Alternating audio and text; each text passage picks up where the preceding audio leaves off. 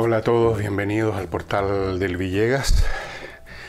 Vamos a comenzar con una noticia, con un hecho que es internacional, pero que en el fondo tiene mucha relación con nosotros, como está ocurriendo con todos los eventos que ocurren ahora en el planeta, salvo excepciones.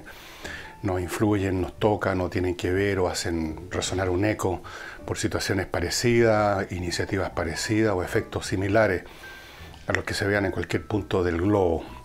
Y me refiero al anuncio de Jair Bolsonaro, que no se demoró nada en hacerlo, de privatizar una serie de propiedades públicas, específicamente puertos, aeropuertos y líneas ferroviarias. Todavía no ha mencionado el tema de las empresas más grandes y más vinculadas a la corrupción en Brasil.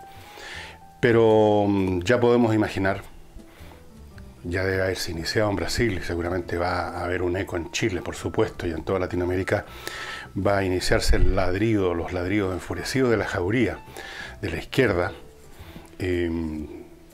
indicando con el dedo a Bolsonaro y diciendo: no ven, este es un sirviente, una mascota del imperio, de los empresarios, de los capitalistas, ya no apenas llega al poder y ya le está entregando propiedad pública para que se forren los bolsillos, etc. Porque los sectores progresistas, como se llaman ahora, tienen la idea, un dogma, un automatismo mental, un reflejo condicionado de que el Estado tiene que estar en todo porque es el representante de la comunidad. Y por consiguiente, todo lo que hace ese Estado es en beneficio, pues no puede ser de otro modo, piensan ellos, de la comunidad. Esa es la teoría. En la práctica, ellos quieren que el Estado esté en todo para que todo sea posible de saquear, al final de cuentas, de aprovechar. Suponen estos sectores que están siempre hablando del Estado, que el Estado tiene que estar en esto, que el Estado tiene que hacerse cargo de lo demás allá. El Estado es una entelequia conceptual en estas personas. Si uno les escarba y empieza a analizar de dónde viene esta sensación que tienen de que el Estado es el único garante del bien público, me imagino que tendríamos que retroceder más o menos a la etapa del Neolítico o antes, cuando la comunidad humana era una entidad muy pequeña y muy homogénea, eran todos cazadores, todos recolectores, todos estaban en la misma situación, y el Estado estaba representado por algún líder o una jefatura, como llaman los antropólogos, algún tipo que por algún motivo era considerado digno de ser seguido, ese tipo rodeado quizás de 2 o 3 energúmenos, así algo así como bodyguards, y junto a ellos comparte la élite del poder el brujo para invocar a los dioses, a las fuerzas de la naturaleza.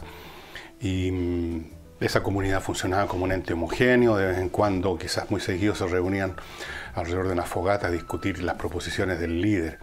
Y claro, en ese esquema uno puede imaginar que el Estado, o sea, la jefatura, era efectivamente representativa en un grado total de los intereses de la comunidad. No había otros intereses que representar, salvo por supuesto el descuento que tiene que ver con el interés de seguir ahí en esa posición destacada de ese jefe y sus 2 o 3 seguidores.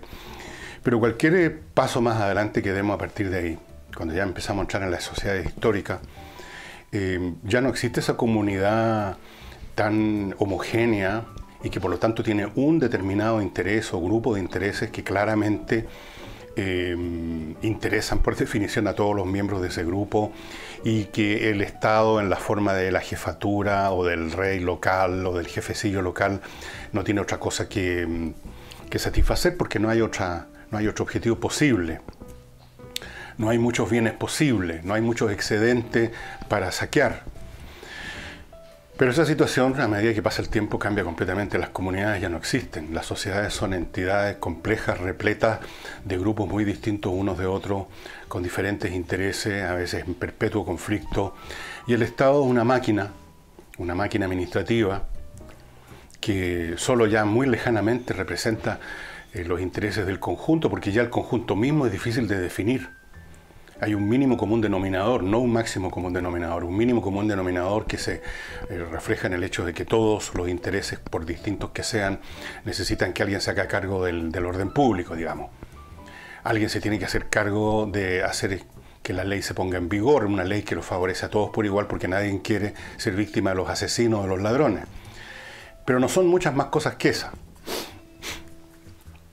Entonces, esta imagen piadosa de un Estado representativo de un interés público es completamente ilusoria porque ya no hay ese interés público claro, más allá de ese mínimo común denominador, ni el Estado tampoco tiene otras cosas, no tiene otra cosa que satisfacer esas necesidades mínimas.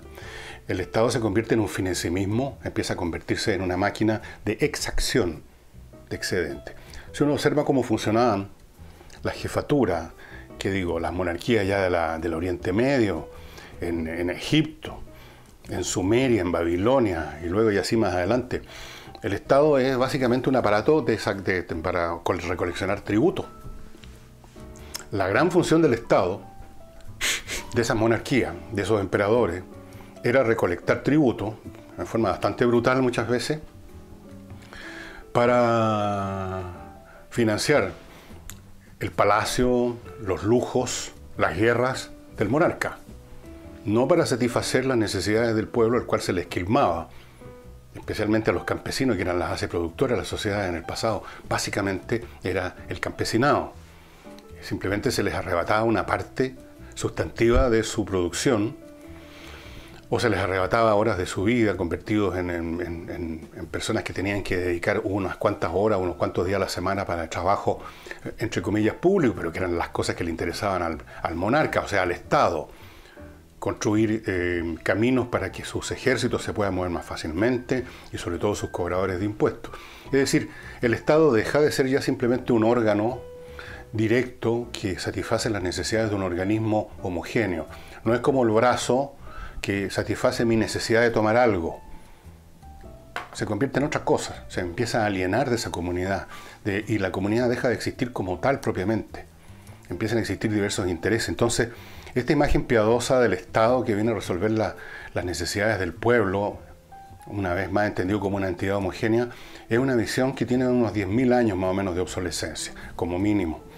Entonces, veamos el caso concreto de Brasil, veamos el caso concreto de cualquier país, desde luego Chile. En Brasil, la corrupción estaba básicamente centrada, por definición, en las empresas públicas. Es ahí donde entran gobierno tras gobierno, manadas, hordas de apitutados, que no tienen que rendirle cuenta a nadie. No hay ningún libro de contabilidad en las empresas públicas. No hay un síndico de quiebras que vaya a ver si esas empresas están funcionando bien o no. Se van hundiendo en un pantano de deuda y de déficit, que lo paga Moya, o sea, lo paga ese pueblo al cual le cobran impuestos. En eso no fallan nunca los estados. Sacar y sacar y sacar plata. Ahí se centró la corrupción. Por supuesto, también ha invadido las empresas privadas en Brasil, eso es evidente. Pero el núcleo del cual brota, como del sol brota la luz y el calor, brota la corrupción, es el Estado. Y aún si no hubiera corrupción, suelen ser empresas que funcionan mal, que funcionan a déficit, que entregan un mal producto a un costo insoportable, intolerable, que no tiene que pagar Moya una vez más. Yo no sé exactamente cómo ha funcionado la corrupción, qué grado de corrupción hay en estos elementos que va a privatizar los puertos. Me imagino que los puertos son un lugar par excellence de la corrupción, por razones obvias. Desde luego, desde las mafias que se roban lo que pueden de los barcos y así sucesivamente, y mil cosas más. Los aeropuertos, algo similar. Las líneas ferroviarias, bueno, no sé. Pero hay otras empresas en Brasil más grandes que supongo que tarde o temprano Jair Bolsonaro va a tratar también de sacar. Ahora, ¿qué pasa cuando estas empresas se convierten en privadas? Obviamente que hay un empresario que gana plata, pues si nadie compra una empresa para perder plata. Pero para ganar plata las tiene que hacer funcionar con un cierto mínimo común denominador, usaré la expresión otra vez, de eficiencia, porque si no va a quebrar y va a ser perjudicado. Entonces ese empresario se va a cuidar de no sobredotar de personal, se va a cuidar de no cargar gastos y costos desmedidamente. Se va a preocupar de que el producto que entrega sea mínimamente bueno para que la gente lo compre, para que la gente lo contrate. Eso es lo que sucede con las empresas privadas. O sea, uno tiene un mínimo de garantía, la comunidad, ya que nos interesa el bien de la comunidad, tiene un mínimo de garantía de que esa actividad va a ser desempeñada con menos ineficiencia que si la desempeñara la casta de burócratas que constituyen la realidad concreta del Estado en los tiempos modernos. Porque, vuelvo a repetir, no es un órgano celestial que viene a satisfacer las necesidades del público. Es una máquina administrativa cada vez más gorda, cada vez más cancerosa, cada vez más tumoral, un peso cada vez mayor, como lo estamos viendo en Chile, con un costo impresionante, que no entrega nada que satisfaga al público. Examinemos cuáles son las prestaciones del Estado.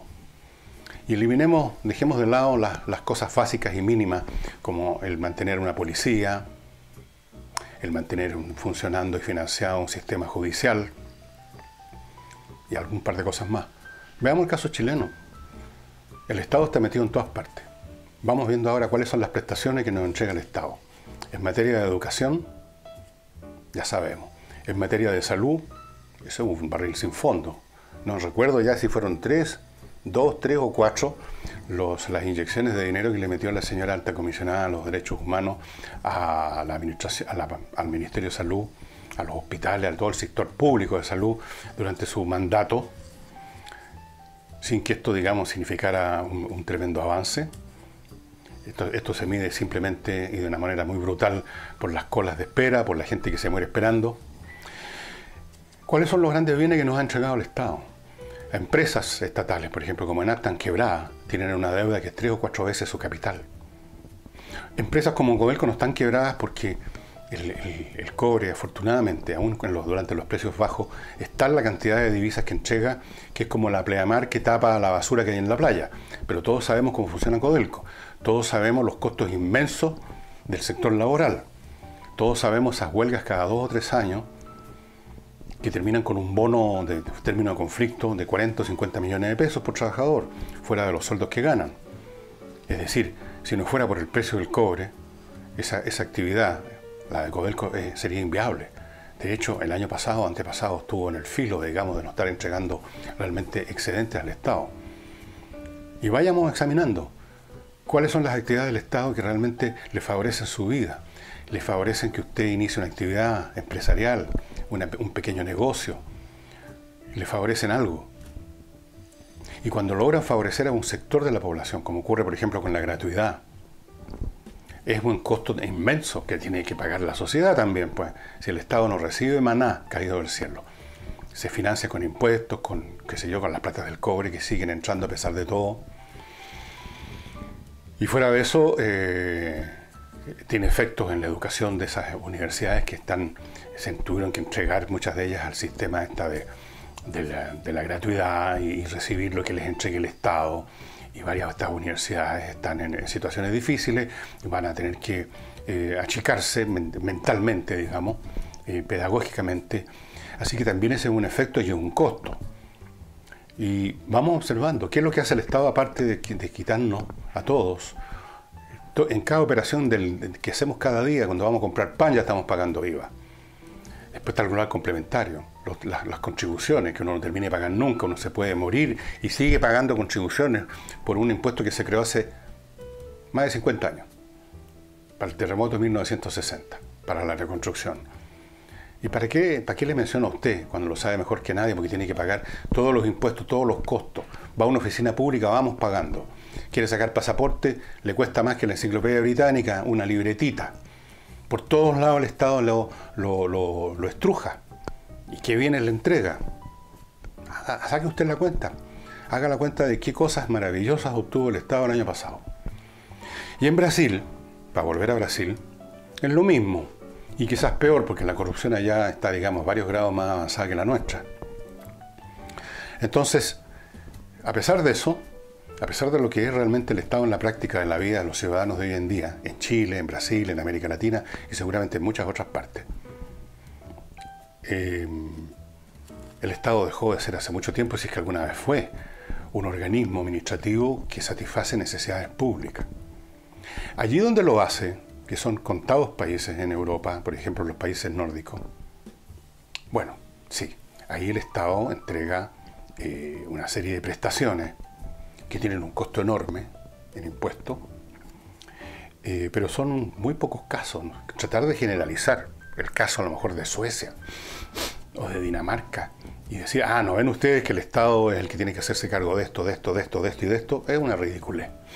Así que vamos a escuchar todo este discurso sobre cómo el fascista Bolsonaro, el ultrarreaccionario, el ultraderechista ya llegó inmediatamente despojando al pueblo de este gran bien que es el Estado. Acuérdense nomás. Y antes de seguir, les quiero recordar las argollas matrimoniales que entrega Eternal Love.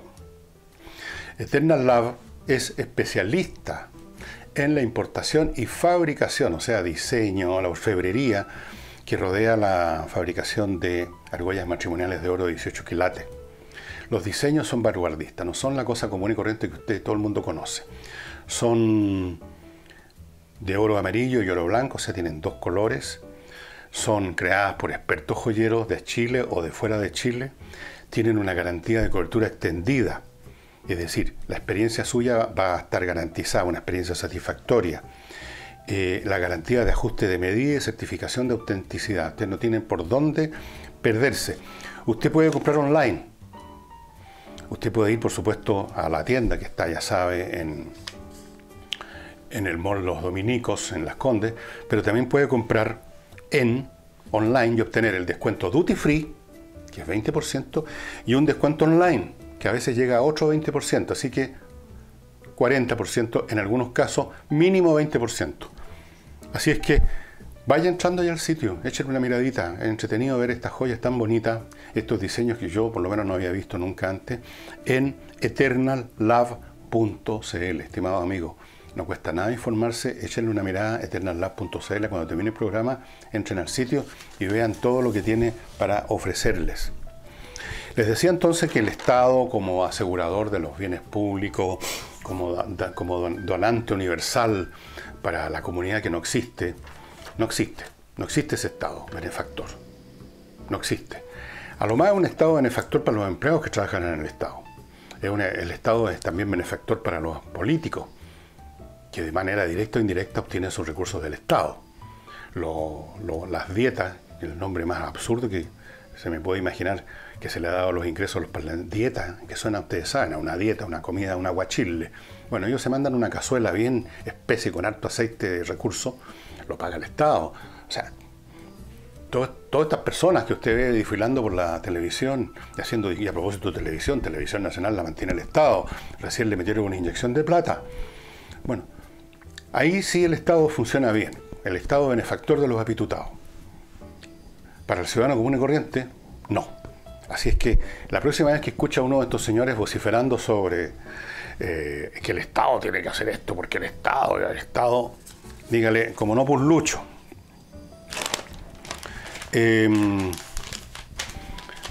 Esto ya es anecdótico en cierto sentido, pero al mismo tiempo tiene otros ribetes, por eso que voy a tocar el caso Boris de nuevo, que me costó, por supuesto, ayer un montón de reproches y retos en las redes, porque ¿cómo se me ocurre defender ese que no tiene nada inteligente, sino que es un hueón? Bueno, yo no tengo tantas pasiones para gastar en tonteras como esas, ¿no? En disparar contra alguien y enfurecerme y subirme por las paredes porque alguien hizo tal cosa o tal otra. Yo tengo ya mi juicio sobre este joven, que ya lo di, no lo voy a cambiar en este momento, a menos que se manifieste nuevos hechos que me demuestren que yo estaba equivocado. Lo nuevo en este caso, que tiene un ángulo que vale la pena examinar, es que Boris salió ayer, me parece, de una reunión o de algún lugar, salió acompañado como por un cortejo de gente de su Frente Amplio, y dijo que este asunto no se trata de mí, dijo. ¿De quién se trata? No se trata de mí. Me imagino que se refería a este apoyo este apoyo físico de gente que caminaba a su lado, ¿no? No se trata de mí, o sea, no se trata que esta gente me estén defendiendo a mí, que debe haber querido decir, sino que se trata de un proyecto político. ¿Cuál proyecto político? ¿Cuál proyecto político tiene el Frente Amplio? ¿Alguien me podría, por favor, informar cuál es el proyecto político? Estoy hablando de proyecto político, no estoy hablando de frases lanzadas al azar, como lanzan siempre en estos sectores progresistas, que la justicia, que la equidad, que los derechos humanos, bla, bla, bla. No. ¿Cuál es el proyecto político del Frente Amplio? Segundo, ¿cuál Frente Amplio? O sea, ¿existe una entidad coherente? Como cuando uno habla del Partido Comunista, el Partido Comunista, el Partido Comunista. Uno sabe lo que es el Partido Comunista. Es una entidad coherente, que está ahí, que tiene una agenda, que tiene una concepción del mundo. No hay ninguna duda. Pero ¿cuál es el Frente Amplio? ¿Qué es lo que es el Frente Amplio? Bueno, es tan amplio, y por eso se llama así, que tiene 14 movimientos adentro. Creo que el más importante es Revolución Democrática, pero ni siquiera estoy muy seguro. Hay un partido humanista que viene del año Ñauca, con unos viejones ahí que siguen vociferando sobre el medio ambiente, y no sé qué han hecho en lo personal por el medio ambiente, a lo mejor nos regan en los maceteros de su casa, pero dejémoslo. Es 14 o 15 movimientos, permanentemente disputándose unos con otros, haciéndose reproches. Especialmente a Boris le han hecho muchos reproches porque es un poquito menos cuadrado que los demás. Entonces, el problema del Frente Amplio es que no tiene ningún proyecto. De hecho, alguna dirigente, hace unas semanas atrás, de alguno de esos 14 o 15 movimientos, habló de frentón de que el movimiento estaba fracasando en esta materia, que no tenía ninguna presencia real. ¿Dónde estaba? ¿Dónde está el bife, digamos? Entonces, no hay un proyecto político. Lo que hay son... Veamos, ¿qué es lo que hay en el Frente Amplio? Hay mucha gente joven, rostros que no eran conocidos. Hasta ahora eso es lo que ha aportado el Frente Amplio, la novedad de los rostros nuevos. Ahora, la novedad de un rostro nuevo es más o menos como la novedad de un rostro nuevo en los matinales. Todos los años aparece una niña nueva, monona, en los programas matinales, que por una semana monopoliza la atención de las páginas de espectáculos porque es un rostro nuevo, y entonces le preguntan quién es, cómo es, con quién está pololeando, y la gente sintoniza un poco más ese canal porque está el rostro nuevo. Pero como no es más que eso, no es más que una cara bonita y nada más, y en todo lo demás intelectualmente un cero a la izquierda, no ofrece ni aporta nada, pasa con esa cara nueva lo que pasa con las caras nuevas, que se agota la novedad en unos meses, y entonces al año siguiente en el matinal tienen que sacar otra novedad, otra cara nueva. Lo mismo pasa con el Frente Amplio. Hay un montón de caras nuevas, o sea, caras nuevas en la política. Algunas de estas caras no son bastante viejonas, de hecho. Viejones y viejonas. Bastante. Ya están entrando, digamos, si no a la tercera edad, están, digamos, en el crepúsculo de la segunda edad. Pero en política son nuevos. Entraron ahí algunos de ellos arrastrados por 5 votos, por el mecanismo electoral que tuvieron astucia de crear en la nueva mayoría, de manera tal que hay algunas personas ahí que están porque votó por ellos su tío abuelo o su hijo, pero los arrastró alguien. Y ahí están, nada menos que congresales de la nación. Pero son rostros viejos, lo hemos visto en el circo, en el entertainment, en algún festival de viña, en alguna parte, de jurado de alguna cosa, vociferando en alguna entrevista. Les conocemos el tono, algunas son de una pedantería espantosa, otros son divertidos, otros se visten como payasos. ¿Y qué más? Se pregunta uno. Hubo gente que se hizo ilusiones con el Frente Amplio, ¿eh? Algo nuevo, refrescante, al fin algo distinto a la nueva mayoría, ese montón de viejos que estamos cabreados de ver siempre las mismas caras, escucharle las mismas frases. Bueno, estas personas que esperaban algo se encuentran con que no hay nada, porque incluso en ese sector repiten las mismas frases que los viejos de la nueva mayoría. Las mismas frases, si sacan del mismo pool de ideas, llamémoslas ideas por el momento, sacan de la misma canasta, las mismas frutas medias descompuestas pasmadas ya.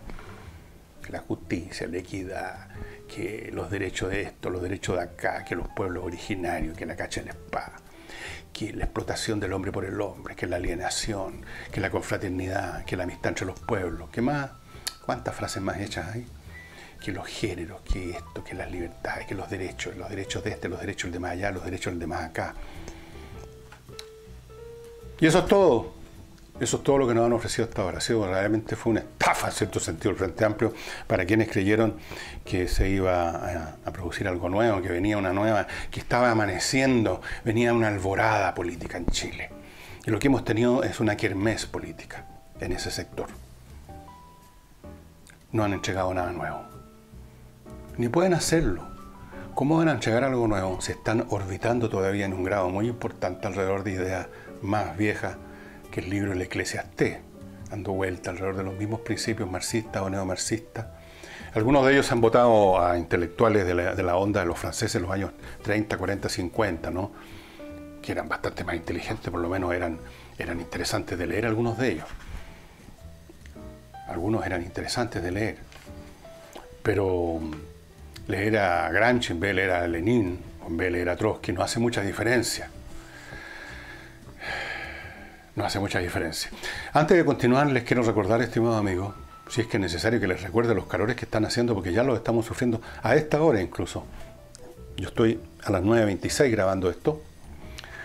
Les quiero recordar que hay una manera de hacerle el quite al clima, y es clima. Quiero reiterarle esto porque hay muchos de nosotros, somos porfiados, nos olvidamos, nos tienen que decir 1000 veces las cosas. Climo es una empresa tecnológica chilena que ha desarrollado la manera más moderna del planeta para enfrentar las temperaturas bajas o altas que nos rodeen según los caprichos del clima. Con Climo, con estos dispositivos que instala Climo, usted tiene el clima que quiere dentro de su casa, dentro de su oficina, dentro de su teatro, dentro de su bodega, dentro del recinto que sea que usted quiere climatizar. Artefactos que funcionan sin quemar ningún combustible, por lo tanto sin producir humo, sin producir gases nocivos, sin que haya riesgos, como ocurre siempre cuando hay una combustión, sin malos olores, sin depender del camión de reparto, de la bomba bencinera o de lo que sea. Silenciosamente, eficientemente, usted gradúa el clima como quiere, en verano, en invierno, la misma máquina le cumple todas las funciones, calefacción, refrigeración.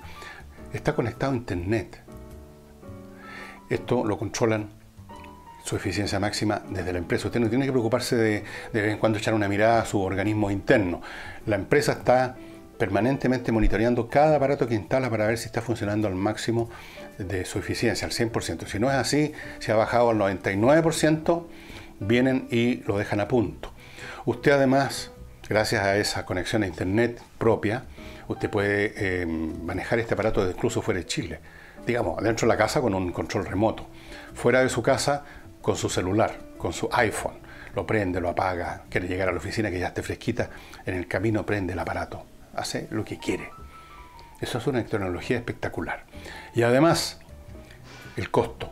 Usted no tiene que comprar esta tecnología que a usted quizás le imaginará súper cara, porque tan moderna debe ser cara. No, usted arrienda esto. Usted paga todos los meses 25.990 pesos por cada aparato instalado. Si usted saca las cuentas, y especialmente en invierno, cuando hay que quemar combustible, parafina, que esto, que la estufa eléctrica, que le sale mucho más conveniente y es mucho más eficiente. ¿Para qué le explico? Lo que usted ya sabe, lo caro que es las estufas eléctricas convencionales, lo caro y molesto que es la calefacción central, o sea, lo caro sobre todo, es una brutalidad, lo caro y peligroso y molesto que es una estufa a gas, que cada 2 o 3 horas hay que abrir de nuevo la ventana y perder todo el calor que se juntó para poder respirar. O sea, ¿para qué le explico? Todos sabemos eso, todos hemos vivido eso. Así es que, estimados amigos, pónganse en contacto con Climo en miclimo.com. Ese es el sitio web de ellos. Entre ahí, vea más explicaciones las que les estoy dando yo y solicite la visita de los técnicos, o sea, solicite finalmente entrar al sistema. Y hágalo lo antes posible porque mientras, como usted sabe, la gente a última hora paga las patentes, a última hora hace todo en nuestro país. Entonces, en unos días más, cuando ya enero esté más avanzado y los calores ya sean, bueno, la cola de gente haciendo ese llamamiento, pidiendo esas visitas va a ser más larga y usted entonces se va a demorar más en tener este servicio extraordinario. miclimo.com, amigas y amigos, entren ya ahora. Ahora. Entonces, yo creo que estamos llegando al término del programa. El tema Bolsonaro va a producir, como les dije, reacciones de la izquierda furibunda por estas privatizaciones. Obviamente que una privatización puede salir mal también, si no hay garantía. Pero lo que sí hay garantía absoluta es de que una nacionalización, que una estatización, sale siempre mal. Y que yo no conozco en Chile ninguna entidad estatal que supuestamente presta un servicio que tenga un público satisfecho.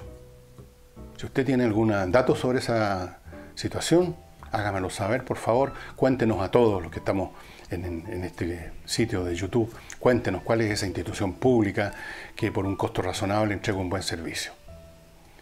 Y pregúntenle a los brasileños qué experiencia han tenido y tienen con las empresas mucho más grandes que estas que está mencionando Jair Bolsonaro, ¿no? Especialmente la petrolera que hay allá. Ups, ahí sí que debe haber una bolsa de corrupción que yo no sé si Jair Bolsonaro va a tener fuerza política para meter el cuchillo ahí. Yo tengo bastantes dudas sobre eso. Muchas dudas. Pero en fin, ese es un tema de ellos. Y yo creo que podemos dejar para mañana el resto del programa. Tengo algunas novedades sobre el tema UFO. Creo que algo les conté sobre este aeropuerto de Gatwick en Inglaterra, donde se estuvo supuestamente, debido a unos drones, o sea, estos juguetitos, suspendido el tráfico aéreo por varios días y que quedó la crema. Y resulta que ahora, yo les mencioné que había una foto que mostraba qué es lo que había sucedido en realidad. No era una foto, me equivoqué, es un video. Es un video que se tomó de una parte alta del aeropuerto. Hicieron un paneo, o sea, fueron recorriendo con la cámara el aeropuerto, así. Aparece en la pista, aparecen otros edificios, aparecen aviones estacionados, y así sucesivamente, y uno ahí percibe, entre paréntesis, lo grande que es un aeropuerto. Las cosas que están al otro lado de una pista, ni siquiera al final de la pista, sino que al otro lado de una pista casi no se ven. Las personas son unos puntitos. Imagínense ahora si se puede ver un dron, que es una cosa de este porte, de este cuando mucho. Bueno, y en ese paneo aparece lo que vale la pena ver. Yo no les voy a decir, ya se imaginarán. Búsquenlo en YouTube. Gatwick se escribe lo del aeropuerto. Pongan ustedes aeropuerto en Inglaterra, tráfico suspendido por drones, cualquier cosa. Ustedes saben que Google es inteligente y les va a ubicar el sitio y capaz que aparezca ahí, o en YouTube aparezca este video increíble que muestra que no era un juguete lo que está produciendo esta perturbación. Y esto será entonces hasta mañana. Mañana tendremos un sábado cultural. No sé exactamente en qué me voy a dedicar ahora, pero espero hacer algo que los entretenga. Y como ustedes están viendo, quizás ya se habrán percatado, en YouTube están apareciendo, no sé si vamos a seguir con ese formato, unos pedacitos cortos de este programa. Este programa dura como 40 minutos, a veces me paso, a veces un poquito menos, pero el editor de este equipo de 3 personas está empezando a sacar un pedacito chico que le parece más atingente, más fuerte, y lo publica en YouTube y sale casi al mismo tiempo que esto. Pero no sé si vamos a seguir con ese formato en YouTube o si lo vamos a pasar a Twitter o a algún otro lado, no sé, de estas tecnicalidades no tengo mucha idea. Pero, en fin, esto es para facilitarles a los que quieran, cuando les interesa un pedacito determinado y no todo el programa, mandarlo, compartirlo con sus amigos, parientes, quien sea. Y sería todo, un agradecimiento. Siguen creciendo las personas que están en Patreon y créanme que tienen que crecer mucho porque por las sumas involucradas, digamos, necesito que crezca bastante más para poder mantener este asunto funcionando. Pero cualquiera que sea su aporte es súper bienvenido. Los que no quieran o no puedan o les produzca desconfianza meterse en estos sistemas digitales, aunque no hay nada más seguro que Patreon, pero de todas formas, por cualquier razón o porque no tienen tarjeta de crédito, hay otras maneras. Cuestión que ustedes se pongan en contacto a la dirección de mail que me parece a mí que aparece en el portal. Ustedes tienen que entrar al portal para tener todos los datos, tener todos los textos, tener todos los audios. elvillegas.cl. Si ustedes entran directamente por YouTube, lo que encuentran simplemente es este video y nada más. Y se están perdiendo todo lo demás. Muchas gracias y nos vemos mañana.